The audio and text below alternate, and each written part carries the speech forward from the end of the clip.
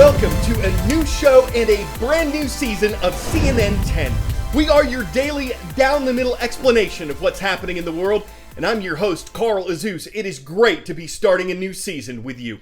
There is a lot that's going on around the world, from chaos in the Asian country of Afghanistan to the ongoing and some new problems brought on by the worldwide spread of COVID-19 to struggles in the Caribbean island nation of Haiti. It's endured another devastating earthquake earlier this month.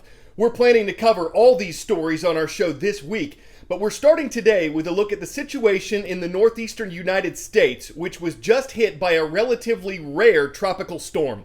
Its name is Henri. It formed near Bermuda exactly a week ago on August 16th.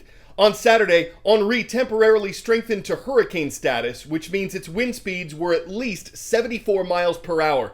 But yesterday, the system weakened a bit as it approached land, and it was downgraded to tropical storm status. Still, Henri is a problem, a big one, for part of the U.S. that's not used to seeing a lot of Atlantic hurricanes or tropical storms.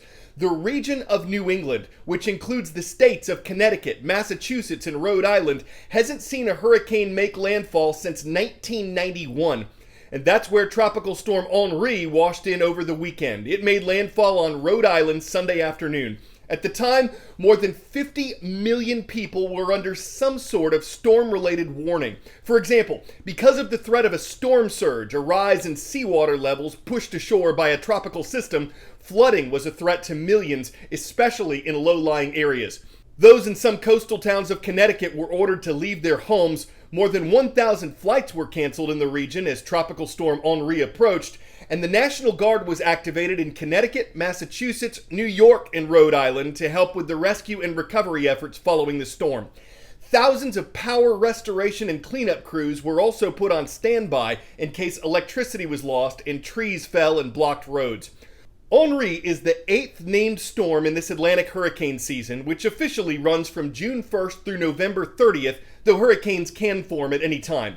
Many forecasters expect this season to be above average in the number of named storms officials are predicting, but so far this year is not keeping pace with 2020's season, which set a record with 30 named storms. Andrew, Katrina, Harvey, Irma. These are some hurricane names most of us will never forget. Naming hurricanes has taken some trial and error, and some of the rules are still changing. In the early days, military meteorologists used to name storms after their wives and girlfriends, but none of these names were made public. Then in 1950, everything changed. The U.S. Weather Bureau started naming storms. They began using the World War II phonic alphabet: Abel, Baker, Charlie, Dog, Easy.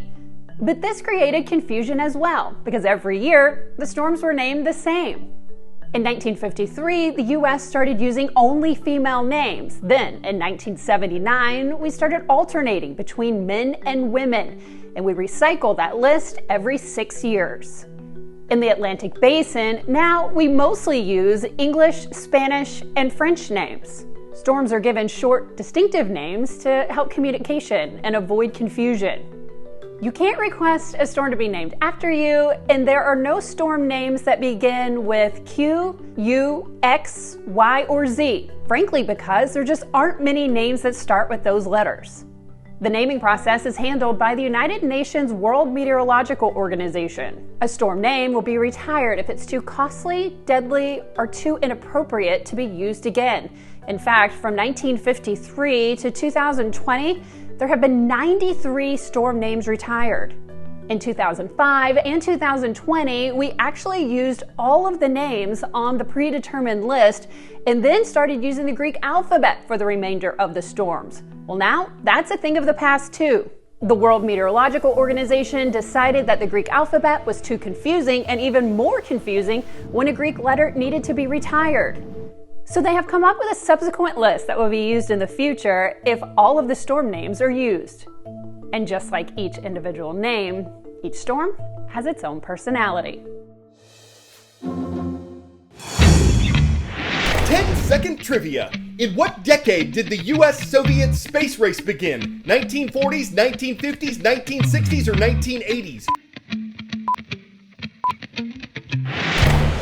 It was in in the mid-1950s that both countries started developing artificial satellites, effectively starting the space race. There's a new space race of sorts taking place between organizations in the United States and Russia, but the type of space race is brand new. We're talking about two competing attempts to shoot a movie aboard the International Space Station. That has not been done before. Previously, special effects were used instead of shooting on location. But last year, NASA said it was working with an American actor to shoot the first movie aboard the ISS. We're not sure exactly when. And Russia is planning to send up a movie team of its own in October. The costs, as you might expect, are sky high. But this is all part of a growing list of ideas on how to find new uses for the aging space station. Space, the final frontier. In the past, movies and TV shows that were set in space relied heavily on green screens and visual effects. But now, several productions are set to actually leave this planet and film in space, no green screens required. Even Tom Cruise is slated to film on the International Space Station. Now we can take the people with the filmmaking talent and show them how to live in space for a little while so that it hopefully we'll get better movies out of it. Mike Massimino, a former NASA astronaut and mechanical engineer, is consulting on a new Discovery production called Who Wants to Be an Astronaut?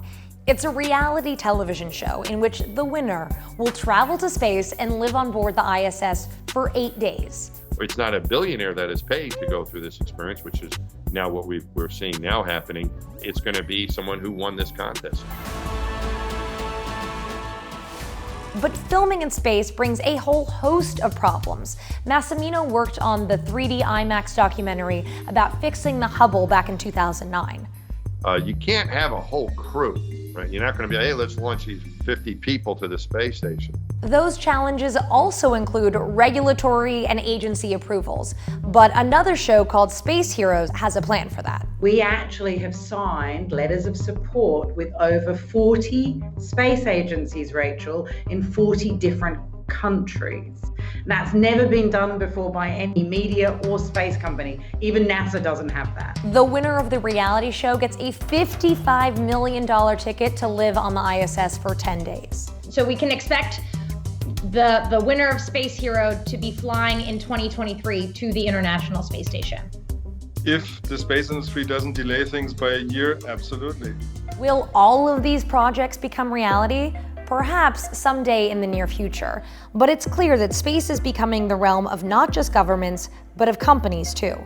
As we go into space, we want to encourage entrepreneurs to do new things and to utilize the extraordinary zero-G of space to do all kinds of science as well as entertainment. And why do you think it's now that all these space projects are sort of being dreamed up?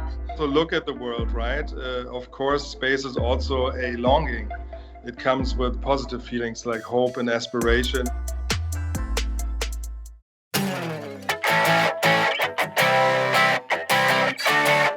Over the years, we've shown you a lot of instances of humanoid robots doing some pretty human-like things.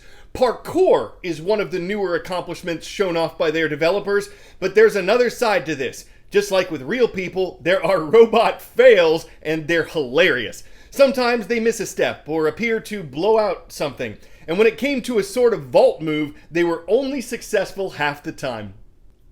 Just goes to show that no stunts are automatic. Sometimes they just can't get themselves in gear, or they fail when focusing on form over malfunction. We have to remember that all computers occasionally crash. They're only humanoids after all.